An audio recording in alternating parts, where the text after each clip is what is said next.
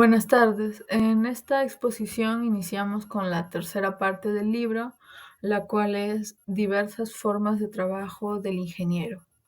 El ingeniero es un profesional especializado en alguna rama del saber para aplicar sus conocimientos de forma técnica. Sin embargo, su campo laboral generalmente va más allá de ello. Puede desempeñarse de forma independiente o en una empresa, en la organización o gestión de proyectos, o en aspectos no tan técnicos como, por ejemplo, asuntos financieros, asuntos mercantiles, ya sea en proyectos privados o públicos. E incluso en el sector estatal puede actuar como un funcionario. Otra cosa muy importante a destacar es su participación en la docencia y en la capacitación. Esto porque, por ejemplo, en los centros docentes, los estudiantes no solo necesitan los conocimientos matemáticos, sino también eh, algo más cercano a lo técnico, ya que en eso se van a dedicar a trabajar.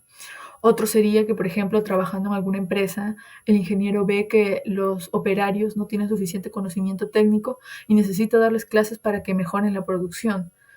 O otro es que para que tengamos mejores profesionales en el futuro, es necesario que los que han tenido la experiencia del trabajo, no solo de los conocimientos, puedan explicarse de forma entendible para los jóvenes y así se pueda seguir transmitiendo ese conocimiento. Hecha ya la introducción a esta tercera parte del libro, vamos a hablar sobre el capítulo 8 titulado El ingeniero trabajando solo como técnico, el cual se enfoca en el ejercicio de la profesión del ingeniero cuando solo se dedica en funciones técnicas.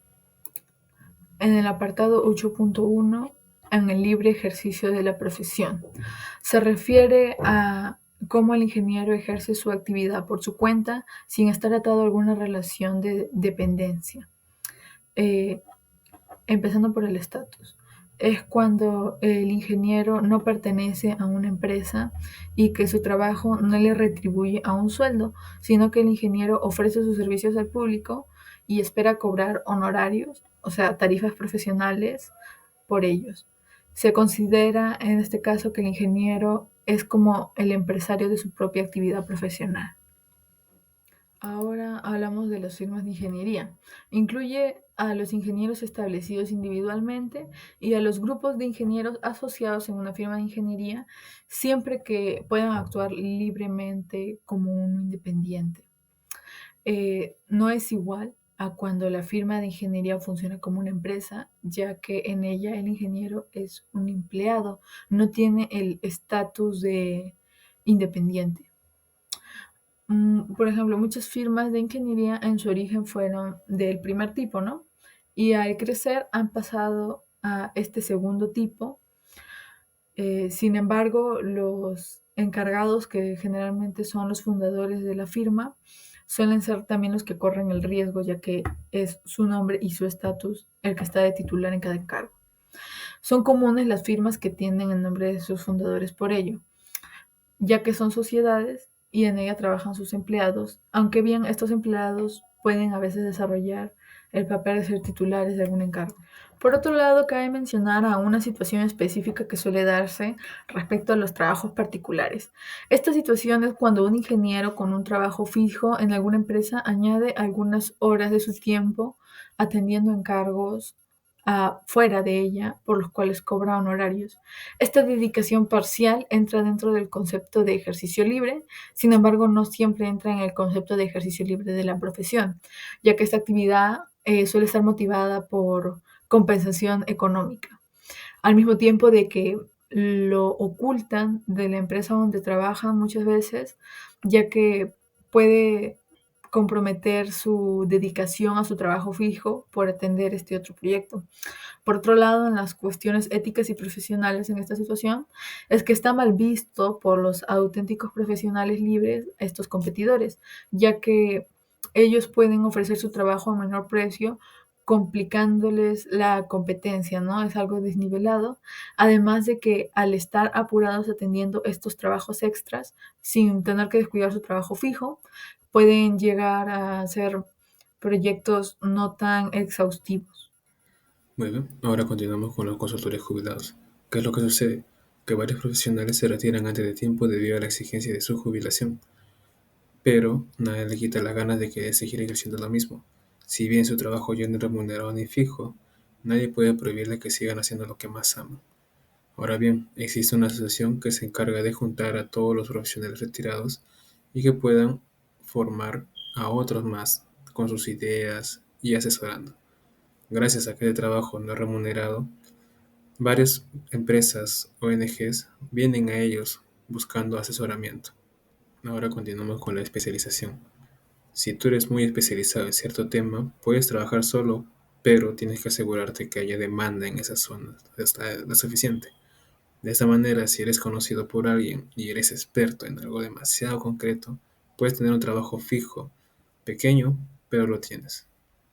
Pero si ofreces servicios más generales o lo que haces requiere un grupo de personas para poder realizarlo, tienes que empezar con una mini empresa, una pequeña empresa con cierta cantidad de personas en la cual ya puedas ejercer, ¿no? Ahora continuamos con las obligaciones y derechos como ingeniero. Tenemos 5 generales. La primera de ellas viene a ser el deber de advertencia. El ingeniero como tal debe informar sobre los daños y peligros de un proyecto. De la responsabilidad se puede referir al cliente, pero el proyecto como tal debe de informar previamente sobre los daños potenciales. Ahora continuamos con el límite de la misión. En un proyecto el ingeniero debe identificar y comunicar los requisitos técnicos y todo lo que se requiere para el avance del proyecto. La revisión de trabajos. El ingeniero debe solicitar revisar el trabajo de vez en cuando. Debe intentar por lo menos colaborar directamente con los que están participando en el proyecto. La ética profesional. ¿Qué incluye esto? Es una especie de código, así como tenemos en las facultades entre compañeros socios, la cual no se debe de discriminar o envidiar el trabajo de un compañero o socio. La responsabilidad técnica, que incluye que el ingeniero debe garantizar la seguridad de su conocimiento. Esto que implica que solamente debe aceptar encargos cuantificados de ciertas cargas que deben ser necesarias para el proyecto. Por último, tenemos la obligatoriedad de prestar servicios profesionales. El ingeniero puede ejercer libremente su profesión, pero de aquí viene una pregunta importante. ¿Están obligados a utilizar sus conocimientos para solucionar problemas en una área específica? Al igual que un médico no se puede negar a rescatar a una persona en riesgo crítico, existe un debate moral de la cual si el médico puede retirarse o puede declinar a su juramento para evitar y perjudicar a una persona que sea moralmente dudosa, como un violador, ladrón, etc. Esta cuestión denota demasiado la obligación que tiene el profesional de prestar su servicio. Ahora bien, si bien el compromiso existe en cada profesión, también se debe respetar la decisión de cada uno como tal, excepto cuando sea de un nivel crítico. El ingeniero debería ir recién a aportar sus conocimientos. Esa es la Bien, cuestión. continuando con la explicación, vamos a continuar con este subtema errores y culpabilidad. Básicamente como un enfoque global, este nos habla sobre un enfoque que hay entre la relación entre los errores y la culpabilidad, ¿no? Y la responsabilidad personal y profesional, autónoma de todo ingeniero. Bien, básicamente nos hace una reflexión sobre cómo los fallos humanos, cómo los fallos humanos forman parte, ¿no?, el trabajo humano y no siempre deben confundirse con negligencia o falta de capacidad. Bien, ok, en esta parte vamos a hablar sobre los puntos claves, los puntos importantes de este subtema. Vamos a empezar, lo he escrito en tres. Vamos a empezar con la falibilidad humana en el ejercicio profesional. Básicamente esto nos habla que todo profesional, incluso actuando con lealtad, conocimiento y con conocimiento incluso pueden equivocarse, ¿no? Aceptar la falibilidad implica entender que los errores no siempre se deben a la negligencia, sino que forman parte en sí de la condición humana. En el siguiente punto, que es el riesgo de la innovación, básicamente cuando más ambicioso, ¿no?, más ambicioso, más novedoso, más innovador es un proyecto, mayor es el riesgo de error, mayor es la probabilidad de error. Si se penaliza severamente cada error, se desalienta la creatividad, ¿no?, la investigación y el progreso, de cierto modo. Un ingeniero, de hecho, que nunca se ha equivocado, probablemente nunca ha creado nada innovador, no produce nada nuevo, nada novedoso, ¿no? Y en el tercer punto, que es la culpabilidad moral y la culpabilidad legal, la culpa moral por equivocarse no siempre coincide con la responsabilidad, ¿no? Con la responsabilidad legal. Judicialmente hablando, lo que se castiga es la negligencia comprobada, ¿no? No simplemente un error honesto. Bien, ok. Continuando con la siguiente parte del subcapítulo 8.2 titulado Atribución personal de éxitos y errores, básicamente este nos habla de un enfoque global que todo error o acierto profesional de un ingeniero, como bien dice el texto, se atribuirá a su currículum personal, ¿no? Lo trato de dividir en tres eventos importantes de dicho texto, empezando con el primer evento 1, que es la atribución de errores, de éxitos y errores. Bien, básicamente este es el prestigio, ¿no?, de un ingeniero. Como bien dice el texto, ¿no?, este nos habla de que el prestigio de un ingeniero crece con sus aciertos, pero también debe asumir las consecuencias de los errores. Cabe decir que los logros de todo ingeniero y fallos también forman parte en sí de su patrimonio profesional. La empresa puede exonerar responsabilidades, sí, y también obviamente son las exonerar responsabilidades económicas, pero ante la justicia la responsabilidad personal prevalece, ¿no? En el siguiente evento, que es la visibilidad pública de los ingenieros, básicamente cuando un ingeniero firma trabajos públicos, conferencias, por ejemplo, artículos o proyectos, como dice el texto, su nombre queda ligado a él, ¿no?, en los resultados, sean éxitos o no. Esto hace que la atribución de responsabilidad sea más directa y visible, ¿no?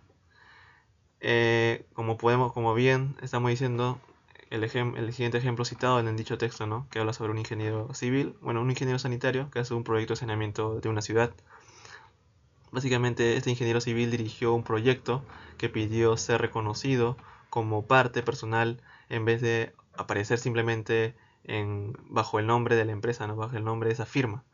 Esto fortaleció de cierto modo su prestigio profesional, aunque también lo obligó responsable directo de ese trabajo también. Okay. Bien, en esta parte de la reflexión crítica haremos una reflexión general de ambos subtemas que hablé anteriormente. Básicamente, esto plantea un equilibrio necesario entre la innovación y la responsabilidad, sin aceptar cierto margen de error, se frena el avance, ¿no? También resalta la importancia de la ética profesional, pues el prestigio se construye con los logros, pero se pone en riesgo con los errores. Finalmente, subraya también que el ingeniero debe ser consciente de, de su línea, de su firma, ¿no?, de su firma personal, en proyectos que lo exponen, sí, tanto a aciertos como también a errores. Y esto también se basa en su responsabilidad legal y moral, ¿no? Cabe decir que el texto nos recuerda que también como seres humanos, ¿no?, como seres humanos los profesionales, incluso los ingenieros, están expuestos a errores, a equivocaciones, incluso cuando actúan con conocimiento y responsabilidad. La ética nos invita a reconocer también que los errores no son siempre sinónimo de culpa, sino es una parte inherente en sí del ser humano, de la condición humana, ¿no? Y el riesgo que también supone innovar, crear algo nuevo, crear proyectos innovadores para el desarrollo de la sociedad, ¿no? Sin embargo, aceptar que la falibilidad no significa en sí eximirnos de la responsabilidad ética frente a frente a nuestras decisiones. El profesional debe asumir con transparencia los efectos de sus actos, aprender de los fallos y aprender a trabajar de ellos, ¿no?, en esos, convirtiéndolos de esta forma en fortalezas, ¿no? Desde esta perspectiva, los errores pueden convertirse en oportunidades, ¿no?, de mejora y en un motor de crecimiento personal y colectivo. Bien, eso es todo por mi parte. Le doy el pase a mi compañero. Hola, ¿qué tal? Buen día. Vamos a hablar sobre las responsabilidades de la empresa y del ingeniero. Primero, la culpa, si una empresa comete un error, la culpa le cae a la empresa o al ingeniero. ¿Ok? La exogeneración de responsabilidades personales significa que en sí la culpa le cae a la empresa. ¿Pero por qué? Sí, cuando a veces nosotros cometemos un error se le echa la culpa a uno. Pero en este caso, como ingenieros, es un grupo de ingenieros y ese grupo de ingenieros tal vez cometió un error y solo uno hizo un mal cálculo y todos confiaron en ese cálculo y por eso, gracias a eso, todo salió mal. Entonces, eso quiere decir que fue el culpable, pero no, en sí fue la culpa de todos por no verificar el cálculo, por no tener prevenciones, por no verificar eso, pues, ¿no? Eso significa que todo el conjunto fue el culpable. Entonces la empresa se hace cargo en sí, no el grupo, no el grupo de ingenieros, sino toda la empresa se hace cargo de eso. Por eso en los proyectos de ingeniería la responsabilidad frente al cliente recae principalmente en la empresa y no en los profesionales individuales. Ya, ahora seguimos con el descubrimiento del error de autor. ¿Esto significa que cae toda la culpa al ingeniero? Sí, pero ¿por qué? O sea, a ver, cuando un profesional actúa de iniciativa propia, individual, o sea, dice que hagamos esto sin seguir un protocolo de la empresa o sin seguir las órdenes del jefe que está a cargo del ingeniero, el ingeniero puede llevarse toda la culpa, puede ocasionar accidentes por su propia culpa, por su decisión personal. Entonces esto puede dañar económicamente a la empresa, dañar a empleados, etcétera, ¿me entiendes? Entonces la empresa ya no se hace cargo ahí, porque la culpa tiene el ingeniero. Entonces la empresa no lo puede exonerar de la responsabilidad interna. Entonces toda la culpa le cae en publicaciones. Lo que quiere decir es que cuando un ingeniero trabaja en una empresa y hace una investigación, esta empresa le está pagando para que haga esa investigación, la investigación en sí es de la empresa, no del ingeniero. Por más que el ingeniero la publique a su nombre, también tiene que estar el nombre de la empresa a la que estuvo trabajando ahí. Y si el ingeniero es independiente, sale de la empresa, pero tiene conocimientos de la empresa y se va a otra empresa, el ingeniero no puede brindar los conocimientos que ya tenía en la antigua empresa, porque eso ya es de la empresa. Entonces, la empresa lo que quiere es proteger su propiedad técnica y su ventaja competitiva. En esta exposición yo les voy a hablar sobre dos aspectos fundamentales en la práctica profesional de la ingeniería. Por un lado tenemos la independencia de las decisiones en los proyectos y la insuficiencia del saber técnico y científico. Ambos temas están estrechamente relacionados, ya que el ingeniero necesita libertad para aplicar sus conocimientos, pero al mismo tiempo debe reconocer que nunca posee todo el saber necesario y que siempre está en un proceso de aprendizaje. En la primera parte tenemos la independencia de las decisiones en los proyectos. Esto significa que el ingeniero, ante todo, es un profesional que combina creatividad, razonamiento técnico y responsabilidad. Por esa razón, su trabajo no puede limitarse a seguir órdenes mecánicamente. La independencia de sus decisiones es esencial para que ellos puedan proponer soluciones originales y eficientes a cada problema que se van enfrentando durante cada proyecto. Al igual que un artista, esto es todo un proceso creativo. El ingeniero empieza a desarrollar ideas propias que requieren libertad de acción. Si otra persona le dijera exactamente qué hacer en cada paso, su labor empezaría a perder sentido y el resultado dejaría de ser una verdadera obra de ingeniería. Sin embargo, esta independencia no significa actuar sin control o sin límites. El ingeniero trabaja dentro de una firma o una institución que financia y supervisa cada proyecto, por lo que tiene el deber de mantener una comunicación constante y rendir cuentas sobre sus decisiones. Cuando una propuesta se sale de lo habitual o implica riesgos técnicos o económicos, el profesional tiene la obligación de informar y justificar sus decisiones ante la empresa. Por ejemplo, un caso muy ilustrativo es el de un grupo de ingenieros que diseñó una presa hidroeléctrica con una bóveda muy esbelta. Aunque los cálculos demostraron que la estructura podía resistir, los directivos de la empresa consideraron que el diseño era demasiado arriesgado y decidieron descartarlo. Este es un claro ejemplo de la muestra entre el equilibrio de que debe existir entre una creatividad técnica del ingeniero y la autoridad jerárquica de la empresa. La independencia profesional no elimina la responsabilidad, sino que exige justificar las decisiones con fundamentos sólidos y éticos. En la segunda parte tenemos la insuficiencia del saber técnico y científico. Este segundo aspecto aborda lo que es la limitación del conocimiento técnico. En la práctica, ningún ingeniero domina todos los temas desde el inicio de un proyecto. Cada nuevo trabajo plantea desafíos que exigen aprender sobre la marcha, investigar y consultar fuentes especializadas. Por eso se dice que el conocimiento técnico y científico nunca es completamente suficiente, sino que se va ampliando constantemente a través de la experiencia y el trabajo en equipo. Las firmas de ingeniería deben estar formadas por profesionales de distintas especialidades para poder complementar sus saberes y garantizar soluciones integrales. Un ejemplo de todo este caso es un ingeniero que relata que en cada proyecto que aceptaba enfrentaba temas que al principio no conocía. Sin embargo, en pocas semanas lograba dominarlos, ya que su capacidad de análisis, estudio y práctica, con el tiempo empieza a comprender que aceptar retos y aprender de ellos fue la clave de su desarrollo profesional. Este ejemplo nos demuestra que el ingeniero no solo aplica lo que sabe, sino que aprende continuamente en función de las necesidades de cada conclusión.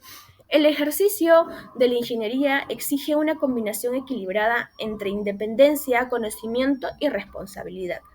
El ingeniero necesita libertad para decidir y crear, pero también prudencia para asumir las consecuencias de sus actos y reconocer los límites de su saber. La verdadera excelencia profesional se logra cuando el ingeniero une autonomía con ética, teoría con experiencia y conocimiento con aprendizaje. Solo así la ingeniería puede cumplir su propósito esencial, contribuir al desarrollo y bienestar de la sociedad con soluciones seguras, eficientes y sostenibles. Muchas gracias por su atención.